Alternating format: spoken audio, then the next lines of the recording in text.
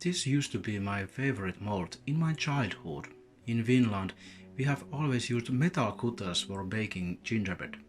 Around Europe, you will find very often wooden gingerbread molds for baking gingerbread. It is very different than our Christmas tradition with metal cutters, and you will find in many different countries such as Poland, Switzerland, Germany or Netherlands different kind of molds, different kind of local traditions and customs related to these molds. The language of the mold is very different compared from Russia to Netherlands, and you very often find some local stories, such as in Finland you will find Naantali gingerbread, or you can study how gingerbread tradition came to Finland in first place, and when it came we didn't use any more wooden molds. There are so many different recipes I have been trying along the years. Some will require a lot of eggs, for example springel, which is very typical in Switzerland or France or part of Germany. But there are also very different kind of recipes asking for honey, flour, spices. And I have been testing in my home different kind of these recipes. It's not always easy to bake with wooden molds, but you have to try it to learn how to bake with them. Here I have some different type of wooden molds. For example, this is Jean Wilson springelle mold. It's very thin because for springelle you will need shots mold. There are different kind of molds on the table where the image is much deeper, but for springelle you will need very different mold. Here is wooden heart, just like Elvis Presley used to say that he doesn't own wooden heart, but here we have wooden heart, for example marzipan, lebkuchen, gingerbread or different kind of dough. It's very deep mold you have to consider for the baking. And here you will see Dutch or German or from Brussels, Belgium, speculoos board, depending where do you bake it. In Netherlands it's speculoos, in Belgium it's speculoos, and in Germany it is speculatius. Mostly same kind of cookie but different kind of use of spices. And here I am trying to demonstrate how to use this multi-image speculoos board. You will press the dough into the different animal shapes very firmly. I am now using only part of this. And here I'm cutting it with the cake cutter. As you can see, the small animals will cut out very nicely if you use very thin wire or very sharp knife, and you will hit the board against the table. This explains sometimes why these boards are so damaged on the edges. You might see some knives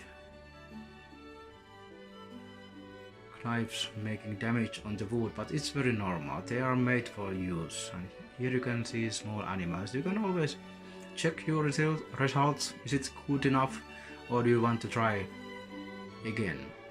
Because it is about artisan baking. What is your quality? Here are some molds, and with my cat Oliver. For some reason Oliver doesn't care about these molds because it's very hard food. It's not so easy to claw it, and I'm very happy about it that Oliver doesn't damage these precious molds I have. You can always find so many details from this mold. For example, this lovers or this wild boar by Thomas Caramon. Absolutely